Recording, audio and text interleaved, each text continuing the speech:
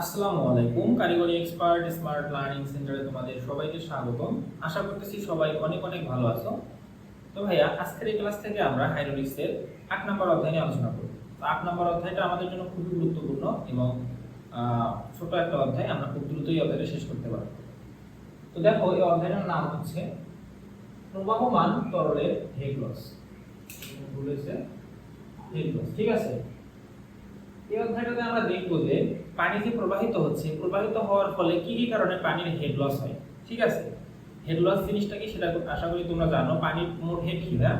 মোট হেড হচ্ছে অবস্থানজনিত উচ্চতা পানির জেড এখানে জেড প্লাস তার হচ্ছে পানির চাপজনিত উচ্চতা পি ডিভাইডেড বাই ওমেগা এবং বেগজনিত উচ্চতা V square divided by 2g। এখানে এটা হচ্ছে অবস্থানজনিত উচ্চতা, এটা হচ্ছে চাপজনিত উচ্চতা, এটা হচ্ছে বেগজনিত উচ্চতা। তো এখানে যেহেতু প্রবাহমান তরলের কথা বলছে, তাহলে এখানে দেখো আমাদের বিভিন্ন কারণে এই প্রবাহমান তরলের গতিতে তারতম্য আসবে। তারপর ধরো এখানে যদিও বেশিরভাগ গুলোতেই তোমার হচ্ছে গতির কারণেই, ঘর্ষণের কারণেই তোমার হচ্ছে হেড লস গুলো হয়ে থাকবে। কারণ কি, যখন একটা বস্তু প্রবাহিত হবে তখন তার গতিবেগের পরিবর্তন আসবে, ঠিক আছে। তখন সেখানে একটা হেড লস দেখা দেবে, যেগুলো আমরা আরো বিস্তারিত আলোচনা করব। তো হেড লস জিনিসটা হচ্ছে তরলের যে প্রকৃত যে হেড থাকার কথা ছিল, ঠিক আছে, পারিপার্শ্বিক অবস্থার কারণে এটার যে অপচয় হয়, এই অপচয়টাই হচ্ছে হেড লস, ঠিক আছে। তাহলে আমি যদি ভালোভাবে সংজ্ঞা আকারে বলি যে প্রবাহিত হেড লস কি? প্রবাহমান কোনো পদার্থ পাইপের ভিতর দিয়ে প্রবাহিত হওয়ার সময় ঘর্ষণ, পাইপের ব্যাস, এরপর তোমার দিক পরিবর্তন, এছাড়া তোমার আছে হচ্ছে পাইপে প্রবেশ, তারপরে সংকোচন, প্রসারণ, এগুলোর কারণে প্রবাহমান ওই তরল পদার্থটার হেডের যে অপচয় হয়, এটাই হচ্ছে আমাদের হেড লস। অর্থাৎ ওই হেডটা যে ওখানে কমে যাচ্ছে বা অপচয় হচ্ছে, এটাই হচ্ছে কি ভাই? Head loss. তাহলে আশা করতেছি হেড লস জিনিসটা কি সেটা তোমরা বুঝতে পারছো, ঠিক আছে। এরপরে ভাই এখন বলছে দেখো প্রবাহীর ঘর্ষণ, ঠিক আছে। তাহলে আশা করি আমরা এটা নিয়ে আলোচনা করি। তাহলে ভাইয়া, আমরা কিন্তু ঘর্ষণের সঙ্গে আগে থেকেই পরিচিত। ঘর্ষণ জিনিসটা তো মনে করো আমরা ফিজিক্স থেকে পড়েই আসছি, তাই না? ঘর্ষণ কি এক ধরনের বল। তাহলে এই ক্ষেত্রে আমরা কি বলবো যে ঘর্ষণ জিনিসটা কি? প্রবাহমান প্রবাহীর ঘর্ষণ হচ্ছে যখন কোনো প্রবাহী পাইপের ভিতর দিয়ে প্রবাহিত হবে, তখন এই পাইপের সারফেসের যে অমসৃণতার কারণে প্রবাহটা বাধাপ্রাপ্ত হবে, এই বাধাপ্রাপ্তটা হওয়াটাই হচ্ছে ভাই এখানে ঘর্ষণ। এটা হচ্ছে আমাদের পাইপের দৈর্ঘ্য এবং পাইপের তোমার পৃষ্ঠের অমসৃণতার উপর এই ঘর্ষণ বলটা মানে নির্ভর করে, ঠিক আছে। পৃষ্ঠ যত অমসৃণ হবে এবং পাইপটা যত বেশি দীর্ঘ হবে, তত বেশি সেখানে ঘর্ষণ বল কাজ করবে এবং তত বেশি সেখানে হেড লস হবে, ঠিক আছে। এখন ভাইয়া, এই ঘর্ষণ মানে আমাদের বিভিন্ন বিষয়ের উপর নির্ভরশীল। অর্থাৎ ঘর্ষণের কারণগুলো দেখো আমি এখানে লিখে রাখছি, এগুলো তোমাদের বইও পাবা। এখানে আমাদের বলা আছে দেখো, ঘর্ষণ নির্ভর করে ভিজা তলের ক্ষেত্রফলের উপর। এখন ভাই, ভিজা তলের ক্ষেত্রফল জিনিসটা কি সেটা আমাদের বুঝতে হবে, তাই না? দেখো, যখন পানি প্রবাহিত হয়, হ্যাঁ, আমরা ওই যে তোমার সপ্তম অধ্যায়ে দেখছিলাম অভ্যন্তরীণ মাউথপিসের ক্ষেত্রে যে মুক্ত অবস্থায় প্রবাহ আর একটা হচ্ছে যুক্ত অবস্থায় প্রবাহ। তাহলে মুক্ত অবস্থায় প্রবাহ ছিল যখন পানি ভিতরে একবার থেকে সংকুচিত হয়ে এভাবে প্রবাহিত হচ্ছে, হ্যাঁ, এভাবে, অর্থাৎ পাইপের সাথে না লেগে প্রবাহিত হয়ে যাচ্ছে, ঠিক আছে। অর্থাৎ সংকোচন হয়ে আবার প্রসারণ হয়ে পাইপের সঙ্গে কোনো প্রকার কোনো সংস্পর্শে না এসে পাইপ দিয়ে প্রবাহিত হচ্ছে। এটা হচ্ছে অভ্যন্তরীণ মাউথপিসের মুক্ত অবস্থায় প্রবাহ, ঠিক আছে। আর একটা আছে ভাই কি, দেখো পূর্ণ যুক্ত অবস্থায় প্রবাহ। সেটা হচ্ছে একদম সংকুচিত হওয়ার পর প্রসারিত হয়ে পুরো পাইপ জুড়ে প্রবাহিত হবে। তো এটা এখানে আলোচনার বিষয় না। আমি বলতে চাচ্ছি যে ধরো তরল পদার্থ যখন ধরো আমাদের পাইপ পূর্ণ করে প্রবাহিত হচ্ছে, হ্যাঁ, একদম পুরো পাইপ পূর্ণ করে এটা প্রবাহিত হচ্ছে, ঠিক আছে। পুরো পাইপ পূর্ণ করে প্রবাহিত হচ্ছে, তখন এটা কি হবে দেখো তো, পুরো পাইপের সারফেসের সঙ্গে এর একটা ঘর্ষণ বল কাজ করবে না? ঘর্ষণ বল কাজ করবে কিন্তু, ঠিক আছে। তাহলে এখানে আমাদের তখন পুরো পাইপের সারফেসের সঙ্গে যে ঘর্ষণ বলটা তৈরি হচ্ছে সেটা আমাদের হিসাবে ধরতে হবে, ঠিক আছে। কিন্তু এখানে কি বলছে দেখো, ভিজা তলের ক্ষেত্রফলের উপর নির্ভরশীল আমাদের ঘর্ষণটা। তাহলে ভিজা তলের ক্ষেত্রফল কি বোঝাবে? ধরো যখন পানিটা এইভাবে প্রবাহিত হবে বা তরল পদার্থটা এইভাবে প্রবাহিত হবে, এইরকম অবস্থায় প্রবাহিত হচ্ছে, ঠিক আছে। অর্থাৎ এই লেভেল প্রবাহ, পুরো পাইপ ভরে প্রবাহিত হচ্ছে না, ঠিক আছে, ঠিক আছে। অর্থাৎ পাইপের কিছু অংশ জুড়ে প্রবাহিত হচ্ছে, আমাদের কিছু অংশ ফাঁকা আছে। তাহলে এই তরল পদার্থটা পাইপের যতটুকু অংশের সাথে সংস্পর্শে আছে অর্থাৎ ততটুকু অংশ কি ভিজা অবস্থায় আছে না, তাহলে ওই ভিজা অংশের ক্ষেত্রফলের উপরই আমাদের ঘর্ষণ বল নির্ভর করবে। ঠিক আছে, এই ক্ষেত্রে কিন্তু পুরো পাইপের ক্ষেত্রফলের উপর আমাদের এই ঘর্ষণ বলটা নির্ভর করবে না। ঠিক আছে, তাহলে আশা করতেছি ভিজা জলের ক্ষেত্রফল জিনিসটা কি তোমরা বুঝতে পারছো। এখন দেখো কলের অমসৃণতা। এখন কোনো একটা পাইপের ভিতর ধরে এরকম খাসকাটা আছে, ঠিক আছে, তাহলে এর ভিতর যখন পানিটা প্রবাহিত হবে তখন কি খাসকাটা বা অমসৃণ পৃষ্ঠের সঙ্গে ঘর্ষণের মাত্রাটা বেশি হবে না?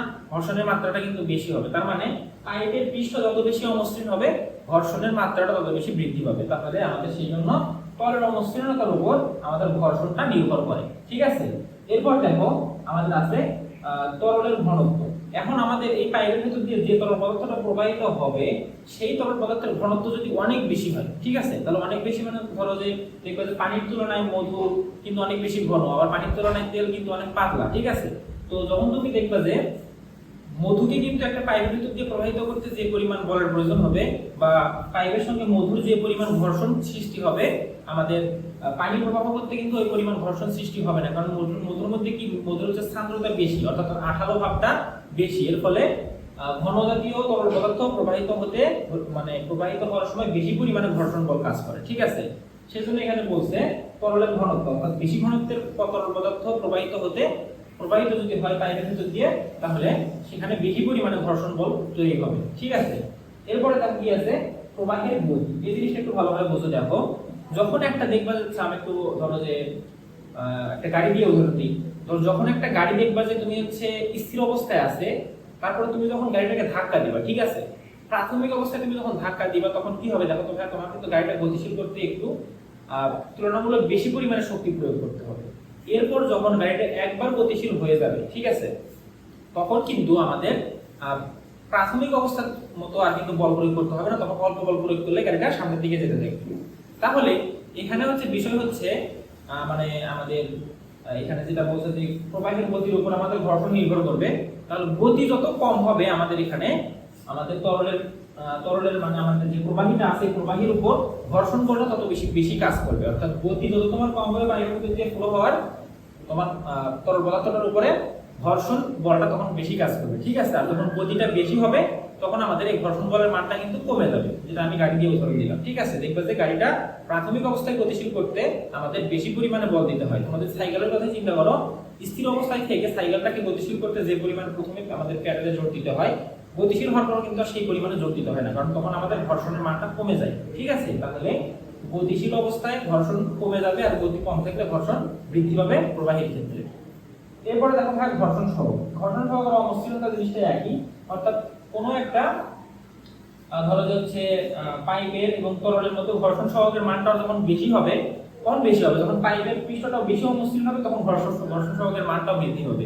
তার মানে ঘর্ষণ সহগ বৃদ্ধি পেলে আমাদের এখানে ঘর্ষণের পরিমাণটা বৃদ্ধি পাবে। এই ছিল মোটামুটি আমাদের ঘর্ষণের কারণগুলো নিয়ে আলোচনা। এখন আমরা আলোচনা করব হচ্ছে প্রবাহীর বিভিন্ন ধরনের হেড লস। এই হেড লস গুলো আমাদের ভালোভাবে বুঝতে হবে। এখান থেকে আসলে তোমাদের আহামরি কোনো প্রমাণ পরীক্ষায় আসে না। আমি এই হেড লসের সূত্রগুলো তোমাদের ভালোভাবে ব্যাখ্যা করে বোঝায় দেব। এরপর সর্বশেষ আমরা এই অধ্যায়ের টাইপ ভিত্তিক 3-4টা ম্যাথ সমাধান করলে আমাদের এই অধ্যায়টা শেষ হয়ে যাবে। ঠিক আছে, তাহলে ভাই আসলে এখন আমরা আলোচনা করব হচ্ছে প্রবাহীর বিভিন্ন ধরনের হেড লস সম্পর্কে, অর্থাৎ কি কি ধরনের হেড লস আসলে হয়ে থাকে। ঠিক আছে, তাহলে এটা আমরা এই চিত্রের সাহায্যে একবার ব্যাখ্যা করব আমি। তোমরা দেখবা এই চিত্র যখন তোমরা মাথার মধ্যে নিয়ে আসবা, এখানে যে 7টা বা 6টা পয়েন্ট আছে, এই 7টা বা 6টা পয়েন্ট তোমার কোনোদিনও মুখস্থ করতে হবে না, জাস্ট এই চিত্রটা তুমি যদি মনে রাখতে পারো। ঠিক আছে, তাহলে আসো আমরা এটা ব্যাখ্যা করি। এখন ভাই আমরা এই অধ্যায়ের সর্বশেষ থিওরি অংশ প্রবাহীর বিভিন্ন হেড লস সম্পর্কে আলোচনা করব। তাহলে ভাই হেড লস জিনিসটা কি? হেড লস জিনিসটা হচ্ছে কোনো প্রবাহী পাইপের ভিতর দিয়ে প্রবাহিত হওয়ার সময় তোমার ঘর্ষণ, পাইপের ব্যাস, আরো বিভিন্ন কারণে সংকোচন, প্রসারণ, এসবের কারণে এর হেডের যে অপচয় হয় সেটাই হচ্ছে হেড লস। ঠিক আছে, তাহলে দেখো আমাদের টোটাল এই 7 ভাবে হেড লস হতে পারে। তো এই 7টা হেড লস তোমাদের কখনোই মুখস্থ করতে হবে না, আমি জাস্ট তোমাদের চিত্রের সাহায্যে এটা ব্যাখ্যা করব, তোমরা জাস্ট চিত্রটা মনে রাখবে। ঠিক আছে, দেখো এটা একটা পানির ট্যাঙ্ক, এখানে একটা অরিফিস আছে, অরিফিসের সঙ্গে আমাদের একটা পাইপ লাগানো আছে। ঠিক আছে, তাহলে এখানে তোমরা প্রথমে কিভাবে দেখো, তো প্রথমে আমাদের পানিটা অরিফিস থেকে পাইপের ভিতরে প্রবেশ করবে। তাহলে 1 নাম্বার হেড লসের কারণ হবে পাইপের প্রবেশের কারণে হেড লস। ঠিক আছে, আর সূত্রগুলো পরে ব্যাখ্যা করব, আগে আমরা জানি যে কি হেড লস হয়। এরপরে দেখো পাইপের ভিতরে প্রবেশ করার ফলে কি হবে, যখন কোনো একটা তরল পদার্থ পাইপের ভিতরে প্রবেশ করবে তখন এর পৃষ্ঠগুলো কি করবে, ঘর্ষণ সৃষ্টি করবে না ভাইয়া, তরলের সঙ্গে বা ওই তরল প্রবাহিতার সঙ্গে ঘর্ষণ সৃষ্টি করবে। ঠিক আছে, তাহলে প্রথমে কি হলো, প্রবেশের কারণে হেড লস, তারপরে হবে হচ্ছে ঘর্ষণের কারণে ঘর্ষণের কারণে হেড লস। ঠিক আছে, এরপর 3 নাম্বার দেখো, এখানে যে পাইপটা প্রসারিত হয়ে যাচ্ছে, অর্থাৎ তোমরা এই চিত্রটা একটু মনে রাখবা। পাইপটা প্রসারিত হয়ে যাচ্ছে ফলে এখানে আমাদের কি হবে, 3 নাম্বার হেড লসটা হবে পাইপ প্রসারিত হওয়ার কারণে। দেখো এখানে আমাদের বলা আছে পাইপ প্রসারণের কারণে হেড লস। ঠিক আছে, এরপর আমাদের আরেকটু সামনে গেলে দেখবা, আমরা এই যে মাঝখানে এই অংশটা একটু পরে বলি, এটা আমরা 7 নাম্বার রাখছি। এরপর দেখো সামনে যে পাইপটা আবার সংকুচিত হয়ে যাচ্ছে। ঠিক আছে, তার মানে আরেকটা হেড লস হবে কি ভাইয়া, পাইপ সংকোচনের কারণে হেড লস। ঠিক আছে, এরপর আমাদের 5 নম্বরে আছে হচ্ছে দেখো পাইপটা এখানে আসে একটা এরকম করে বাঁক দিচ্ছে। ঠিক আছে, অর্থাৎ আমাদের তাহলে 5 নাম্বার অপচয়ের অর্থাৎ হেড লসের কারণ হবে বেন্ড বা এলবো ব্যবহারের কারণে। অর্থাৎ আমরা যদি পাইপে কোনো প্রকার বেন্ড বা বাঁক তৈরি করি বা বেন্ড সৃষ্টি করি বা এলবো ব্যবহার করি, তখন আমরা সেখানে একটা হেড লস দেখতে পারবো। ঠিক আছে, এরপর 6 নাম্বার হচ্ছে পাইপ থেকে তরল পদার্থ বের হয়ে যাওয়ার ফলে হেড লস। তাহলে পাইপ থেকে তরল বের হওয়ার কারণে হেড লস। এরপর সর্বশেষ আরেকটা হচ্ছে বাধার কারণে হেড লস। ধরো পাইপের মাঝে কোনো একটা বস্তু, আমরা কোনো কারণে ধরো এখানে একটা বস্তু আছে, হ্যাঁ, তাহলে প্রবাহিত হওয়ার সময় তরল পদার্থগুলো কি হবে, তরল পদার্থগুলো এটার সঙ্গে বাধাপ্রাপ্ত হবে না, এটার সঙ্গে কিন্তু বাধাপ্রাপ্ত হবে। ঠিক আছে, বাধাপ্রাপ্ত ফলে এখানে একটা হেড লস হবে, তাহলে বাধার কারণে হেড লস। তাহলে এই চিত্রটা যদি তোমরা মনে রাখতে পারো তাহলে কি তোমাদের এই 7টা পয়েন্ট মুখস্থ করার কোনো প্রয়োজন আছে? কোনো প্রয়োজন নেই। আমিও কিন্তু মুখস্থ করি না, আমি এই চিত্রটাকেই সবকিছু মনে রাখছি। তাহলে দেখো এখানে আমাদের সর্বপ্রথম কি আছে ভাইয়া, প্রবেশের কারণে হেড লস। এখন ভাইয়া আমাদের এই যে প্রবেশের কারণে হেড লস বা যে 7টা হেড লসের কারণ দেখলাম, এই হেড লসের কারণগুলো আমরা সংজ্ঞা সহ সূত্র কি মানে আমরা সূত্রটা ব্যাখ্যা করব। ঠিক আছে, প্রথমেই আসলে আমরা আলোচনা করব হচ্ছে ঘর্ষণের কারণে হেড লস নিয়ে, অর্থাৎ এটা নিয়ে। ঠিক আছে, অর্থাৎ আমি ধারাবাহিকভাবে যেটা বেশি ইম্পর্টেন্ট সেটা আগে আলোচনা করব, তারপরে যেগুলো কম ইম্পর্টেন্ট আস্তে আস্তে নিচের দিকে আলোচনা করব। ঠিক আছে, তাহলে প্রথমে আমরা আলোচনা করব হচ্ছে ঘর্ষণের কারণে যে হেড লস হয় সেটা নিয়ে। তাহলে ভাইয়া ঘর্ষণের কারণে হেড লসকে প্রকাশ করা হয় হচ্ছে এই সেল দিয়ে। তাহলে এটা কি হবে, পাইপের ভিতর দিয়ে যখন কোনো একটা প্রবাহিত হবে তখন সেখানে ঘর্ষণ বলের কারণে যে হেড লসটা হয় সেটাই হচ্ছে ঘর্ষণের কারণে হেড লস। আসলে এগুলো সংজ্ঞাগুলো খুবই সহজ, কি ভাবে বলবো, দেখো যদি আমাদের বলে যে সংকোচনের কারণে কি হবে, তরল পদার্থ প্রবাহিত হওয়ার সময় পাইপ যদি হঠাৎ সংকুচিত হয়ে যায় তাহলে সেখানে যে পরিমাণ হেড লস সেটা হচ্ছে আমাদের সংকোচনের কারণে হেড লস। অর্থাৎ সংখ্যাগুলো খুবই সহজ, আমি তোমাদের ধীরে ধীরে সবগুলো ব্যাখ্যা করতেছি। দেখো তাহলে আমাদের ঘর্ষণের কারণে যে হেড লস হয় সেটাকে আমাদের এইচএফ দিয়ে প্রকাশ করা হয়। ঠিক আছে, অর্থাৎ ফ্রিকশনাল হেড লস। তাহলে আমরা দেখো আমাদের এর জন্য সূত্র হচ্ছে 4f lv square divided by 2g। এখানে আমরা দুইটা সূত্র দেখতে পাচ্ছি, এটা একটা আরেকটা আছে হচ্ছে hf is equal to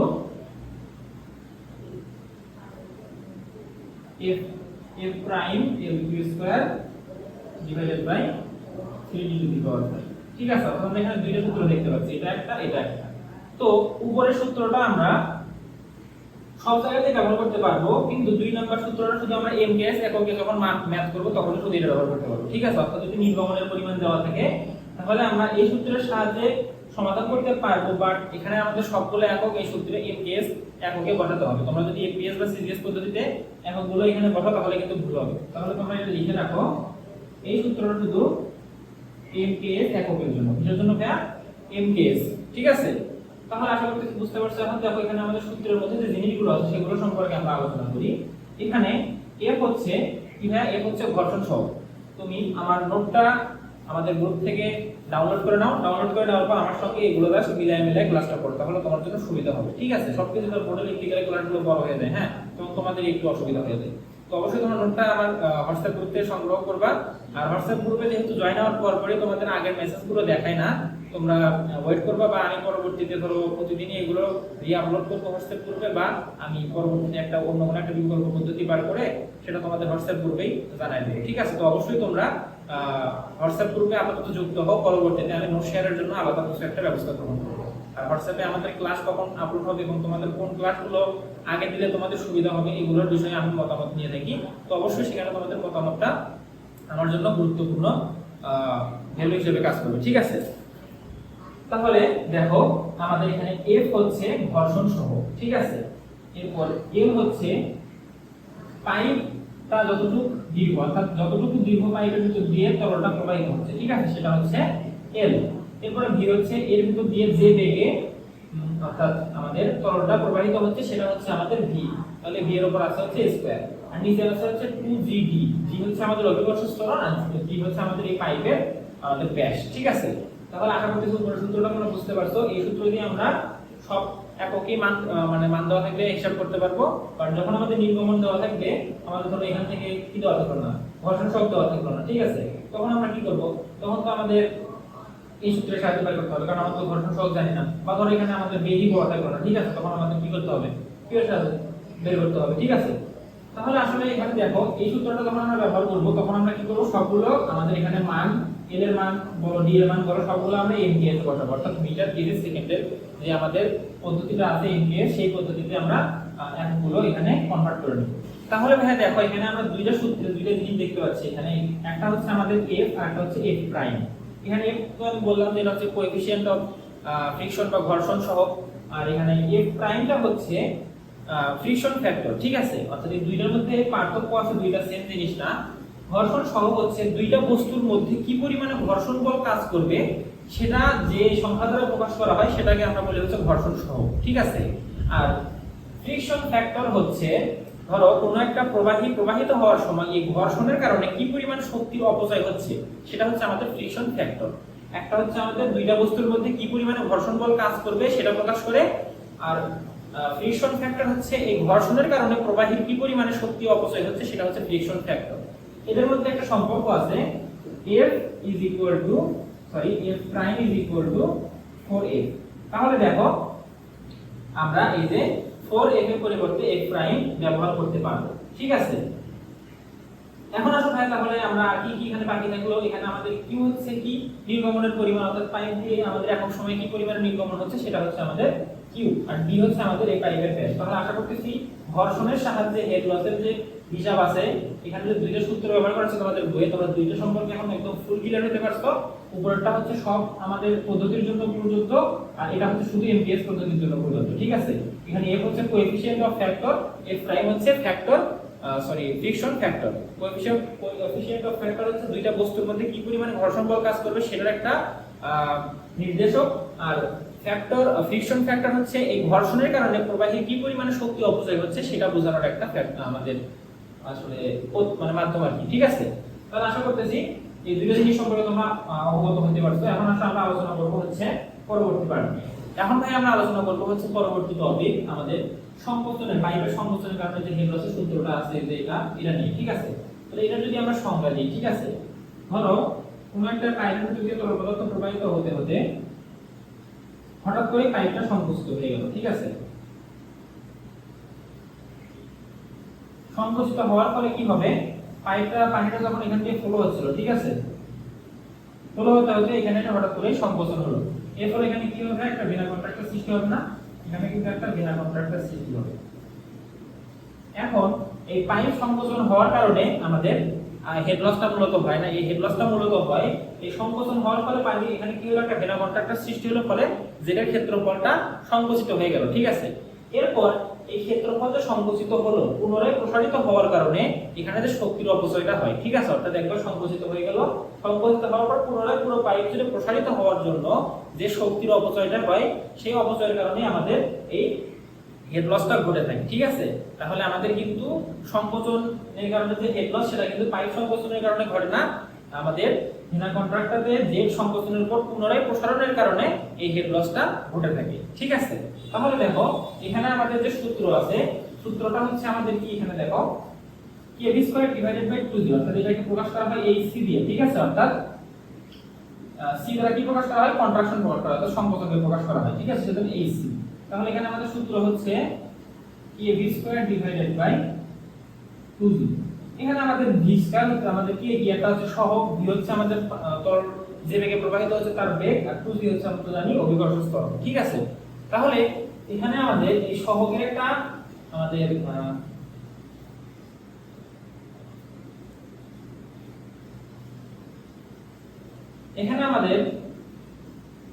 এখানে আমাদের এই সহগের একটা মান আছে, সেটা হচ্ছে v 0.375 থেকে 0.5 ধরা হয়, অর্থাৎ আমরা ম্যাথ করার সময় এই k এর ভ্যালু এর ভেতরে ধরবো, ঠিক আছে 0.5। তাহলে এখানে আমাদের সংকোচনের জন্য হেড লসের সূত্র হচ্ছে AC = kb² 2g। তাহলে আশা করতেছি এটা বুঝতে পারছো। এখন ভাই আমরা আলোচনা করব হচ্ছে প্রসারণের কারণে হেড লস নিয়ে। তাহলে প্রসারণের কারণে হেড লস কিভাবে হবে? যখন তরল পদার্থ প্রবাহিত হওয়ার সময় পাইপটা হঠাৎ করে প্রসারিত হয়ে যাবে, তখন আমাদের এখানে একটা হেড লসের তৈরি হবে, সেটা হচ্ছে আমাদের কি প্রসারণের কারণে হেড লস, ঠিক আছে। তাহলে এই প্রসারণের কারণে যে হেড লসটা হয় সেটা কি জন্য হয় সেটা দেখো।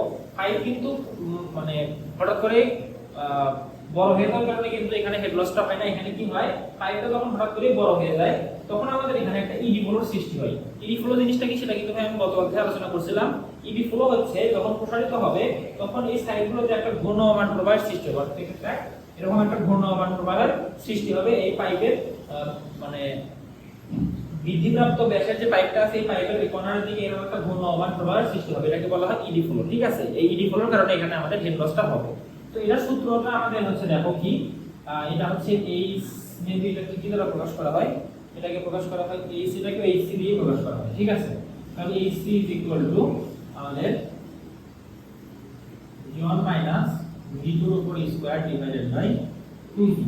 এই সূত্রের প্রমাণটা আমাদের রচনামূলক প্রশ্নে আসে, এটা আমি পরবর্তীতে এটা আলাদাভাবে একটা ক্লাসে আপলোড করব। এখন আপাতত আমি এটা ব্যাখ্যা করতেছি, ঠিক আছে। তাহলে দেখো এটা হচ্ছে কি আমাদের v1 v2 square divided by 2g। এখানে v1 কি v2 কি সেগুলো এখন আমাদের বুঝতে হবে। v1 হচ্ছে আমাদের চিকন সেকশনে, অর্থাৎ এই সেকশনে মনোন সেকশনে পানির বেগ, এবং v2 হচ্ছে এই মোটা সেকশনে পানির বেগ, ঠিক আছে। তাহলে চিকন সেকশনের পানির বেগ থেকে মোটা সেকশনের পানির বেগ বাদ দিয়ে তার উপর স্কয়ার করে 2g দ্বারা ভাগ করলে আমরা এখানে ac এর মান পাবো, ঠিক আছে। অর্থাৎ দেখো এখানে আমাদের এই জায়গায় কিন্তু বেগ বেশি ছিল, এখানে কিন্তু বেগ কম হয়ে যাচ্ছে। এর ফলে এখানে আমাদের বেগের যে একটা পার্থক্য হচ্ছে, এই পার্থক্যের উপর স্কয়ার দিয়ে 2 দ্বারা ভাগ করলে কিন্তু আমরা ac এর মান অর্থাৎ প্রসারণের কারণে যে হেড লসটা হবে সেটা কিন্তু আমরা পাচ্ছি ভাই, ঠিক আছে। তাহলে এটা আশা করতেছি বুঝতে পারছো। এখন আমরা পরবর্তী প্রকারের পরবর্তী যে কারণ আছে হেড লস সেটা নিয়ে আলোচনা করব। এখন ভাই দেখো আমরা আলোচনা করব হচ্ছে পাইপের প্রবেশের কারণে হেড লস, এই যে এটা নিয়ে, ঠিক আছে। তাহলে আমরা এখানে আলোচনা করছি, এটা নিয়ে আলোচনা করব। তাহলে পাইপে প্রবেশের জন্য যে হেড লসটা আছে, অর্থাৎ যখন কোনো একটা তরল পদার্থ পাইপে প্রবেশ করবে তখন এখানে যে হেড লসটা হবে সেটা হচ্ছে আমাদের প্রবেশের কারণে হেড লস, ঠিক আছে। এটাকে প্রকাশ করা হয় এইচ ই এন ডি, অর্থাৎ আমাদের ইন্টারেন্স, যেহেতু এটা ভিতরে প্রবেশ করতেছে, ঠিক আছে, অর্থাৎ ইন্টারেন্স করতেছে প্রবাহিটার, সেজন্য ইন্টারেন্সের ইএন দ্বারা এখানে এইচ এর সঙ্গে এটাকে প্রকাশ করা হচ্ছে, ঠিক আছে। তাহলে ইন্টারেন্সের ইএন এইচ ইএন, ঠিক আছে। তাহলে এটা আমার সূত্র হচ্ছে 0.5 b square 0.5 b square divided by 2g, অর্থাৎ যে বেগে তরলটা ভিতরে প্রবেশ করতেছে সেই বেগের উপর স্কয়ার, অর্থাৎ 0.5 ইনটু সেই বেগের উপর স্কয়ার ডিভাইডেড বাই 2g দ্বারা এখানে এটাকে প্রকাশ করা হচ্ছে। এখানে কোনো ব্যাখ্যা করার মতো কিছু নেই, এটা প্রবেশ করার ফলে যে হেড লস করতেছে সেটা হচ্ছে আমাদের প্রবেশের কারণে হেড লস, ঠিক আছে। তাহলে এরপর আমরা পরবর্তী পার্ট, অর্থাৎ পরবর্তী হেড লসের কারণে আলোচনা করি। সেটা কি দেখো, এখানে আমরা বেন্ডের কারণে একটা হেড লস দেখতে পাচ্ছি, এটা, ঠিক আছে। এটা দেখো kb square divided by 2g। তাহলে এটাকে প্রকাশ করা হয় hb দিয়ে, যেহেতু এখানে কি হচ্ছে বেন্ডিং হচ্ছে পাইপের, সেজন্য এটাকে প্রকাশ করা হচ্ছে hb দিয়ে। এটা ইজ ইকুয়াল টু লেখা যায় kb square divided by 2g, অর্থাৎ এটা আর এটা কিন্তু সেম সূত্র, জাস্ট এখানে আমাদের এই যে সহগ যেটা আছে না, সহগ দুটোর মধ্যে কিন্তু পার্থক্য আছে। তাহলে দেখো এখানে কি হচ্ছে আমাদের এখানে আমাদের কি হচ্ছে কি, এখানে একটা সহগ, তাহলে এই সহগের মানটা নির্ভর করে বাঁকের মাত্রার উপর, অর্থাৎ কি পরিমাণে তুমি পাইপটাকে বাঁকাচ্ছ সেটার উপর নির্ভর করে এই কেএফ, অর্থাৎ সহগের মানটা, ঠিক আছে। তাহলে এখানে v স্কয়ার হচ্ছে ওখানে আমাদের যে বেগে তরলটা প্রবাহিত হচ্ছে সেই বেগ, আর 2g হচ্ছে আমাদের অভিকর্ষ প্রস্থরণ। এগুলো খুবই সিম্পল জিনিস, তোমরা এগুলো জানো। তাহলে এর পরবর্তীতে আসলে আমরা আলোচনা করব কি নিয়ে, এর পরবর্তীতে আলোচনা করব হচ্ছে আমরা পাইপ থেকে বের হওয়ার সময় যে আমাদের অপচয় ঘটে সেটা আমাদের সূত্র কি এইচ ইএক্স, অর্থাৎ এখানে কি হচ্ছে পানিটা এক্সিট করতেছে, অর্থাৎ বের হয়ে যাচ্ছে, ঠিক আছে। তাহলে সেজন্য এটাকে প্রকাশ করা হয় কি দিয়ে এইচ ইএক্স দ্বারা। তাহলে এর সূত্র হচ্ছে v square divided by 2g, অর্থাৎ যে বেগে তরলটা এখান থেকে নির্গত হচ্ছে সেই বেগের উপর স্কয়ার ডিভাইডেড বাই 2g, ঠিক আছে, 2g। তাহলে এটা হচ্ছে আমাদের পাইপ থেকে বের হওয়ার কারণে যে হেড লস হয় সেটা সূত্র। এরপর আমরা দেখো আর কি আছে আমাদের এখানে, আর কি বাকি থাকলো, বাধার কারণে হেড লস বাকি আছে শুধু, তাই তো। তাহলে বাধার কারণে আমাদের একটা হেড লস এখানে বাকি আছে। তাহলে দেখো কোনো একটা পাইপের ভিতর যখন কোনো একটা বাধা থাকবে, হ্যাঁ এরকম ধরো একটা বক্স আকৃতির একটা বাধা আছে, ঠিক আছে। পাইপের সেকশন হচ্ছে আমাদের এ, পাইপের সেকশনের ক্ষেত্রফল, এই বাধাটার এই পৃষ্ঠের ক্ষেত্রফল হচ্ছে ছোট এ, এবং এখানে আর কি কি আছে, সিসি হচ্ছে কি আমাদের সংকোচন সহগ, আর এখানে কিছু নেই। তাহলে এখানে দেখো সূত্র হচ্ছে এখানে আমাদের প্রকাশ করা হয় h নট দ্বারা, h naught is equal to v square divided by 2v। এর সঙ্গে আরেকটা জিনিস এর মধ্যে এখানে আমাদের পাইপের যে আমাদের যে পাইপ আছে সেই পাইপের প্রস্থচ্ছেদের ক্ষেত্রফল হচ্ছে বড় a, এবং নিচে হচ্ছে পাইপের প্রস্থচ্ছেদের ক্ষেত্রফল থেকে আমাদের যে বস্তুটার সঙ্গে বাধাপ্রাপ্ত হচ্ছে ওই বস্তুর পৃষ্ঠের ক্ষেত্রফলটা বাদ হবে, ঠিক আছে। এরপর আমাদের এর সঙ্গে কোএফিসিয়েন্ট অফ কন্ট্রাকশন বা সংকোচন সহগটা গুণ হবে, তারপর এখান থেকে একটা 1 বিয়োগ হয়ে যাবে, এর উপর আমাদের হোল স্কয়ার থাকবে। তাহলে এখানে আমাদের এ হচ্ছে যে পাইপের দিয়ে ফ্লো হচ্ছে সেই পাইপের ক্ষেত্রফল, আর ছোট এ হচ্ছে যে বস্তুটার সঙ্গে বাধাপ্রাপ্ত হচ্ছে তার ক্ষেত্রফল, ঠিক আছে। তাছাড়া এখানে আসলে আর কিছু বোঝার নেই, আর কি হচ্ছে যে বেগে তরলটা প্রবাহিত হচ্ছে সেটা।